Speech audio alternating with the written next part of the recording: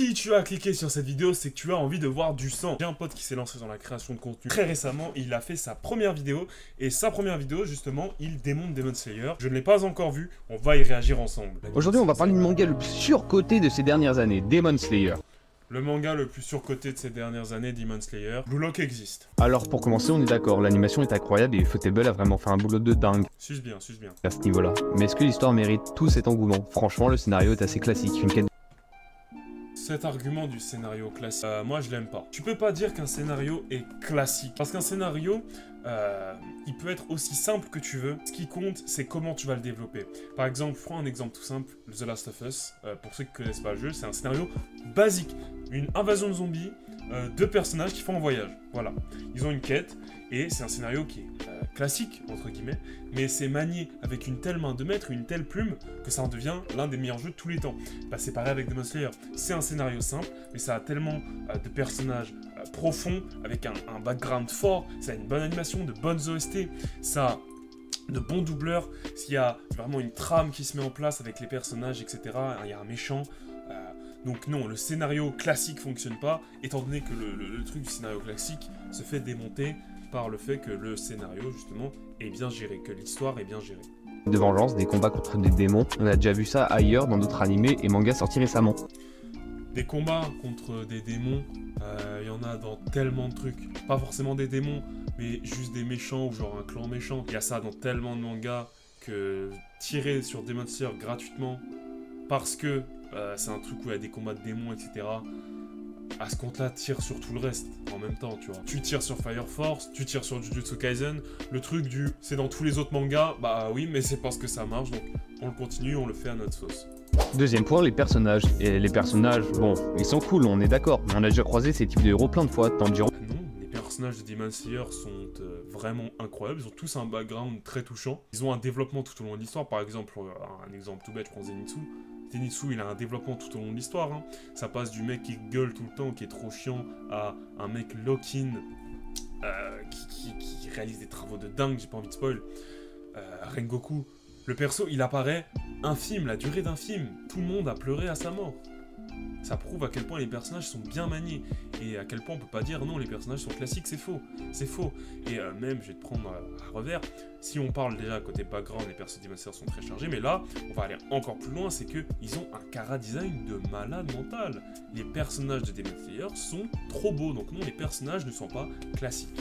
Le héros noble, Nezuko la sœur en détresse, c'est sympa mais pas vraiment innovant, ça nous ferait penser carrément à Zelda. La comparaison, elle n'a pas lieu d'être au bout d'un moment. Nezuko, ce n'est pas une princesse qu'il faut aller sauver. La comparaison n'a aucun putain de sens.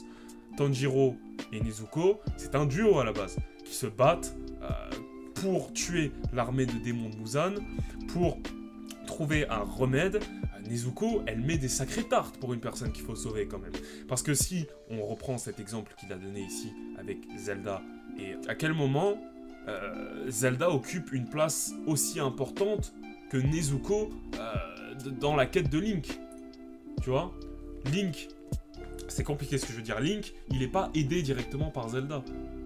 Alors que Tanjiro, lui, il a Nezuko avec lui qui se bat à ses côtés. Donc c'est pas une personne qu'il faut fondamentalement sauver. Le but de Demon Slayer, c'est tuer Muzan et après soigner Nezuko. Et même, ça devient presque un objectif secondaire à la fin. Donc encore une fois, argument très très nul.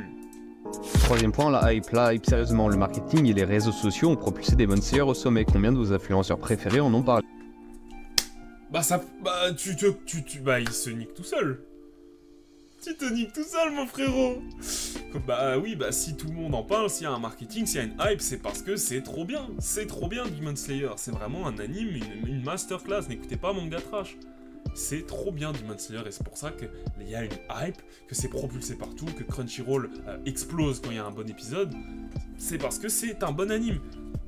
Encore une fois, regarde, il y a plein d'animes qui ont des hypes, comme Blue Lock, j'adore tacler Blue Lock, comme Blue Lock, Spy X Family. Et pourtant, on n'en entend pas parler, alors que Demon Slayer, ça fait depuis 2019 que ça continue, et qu'à chaque fois qu'il y a une nouvelle saison, la hype est giga présente. C'est bien parce que l'histoire a quelque chose à dire, les personnages ont des choses à raconter, et donc que, bah oui, Demon Slayer, c'est pas mid, et c'est un vrai anime, un bon animé. Allez, beaucoup de gens le regardent parce que c'est la mode, pas forcément parce que c'est exceptionnel. Les gens regardent parce qu'il y a une saison par an, et Et donc à chaque saison, les gens regardent, quoi. C'est comme SNK, quand ça sort, tu regardes. C'est pas parce que c'est la mode. À la limite, on peut pas dire c'est la mode. Les gens regardent parce qu'ils aiment bien, parce qu'ils ont envie. Alors que, parce que tu vois, son argument il est nul là. Je prends One Piece, One Piece ça fait 27 ans que ça dure. Ça fait pas 27 ans que c'est la mode de One Piece, c'est juste que les gens ils aiment bien, ils regardent quoi.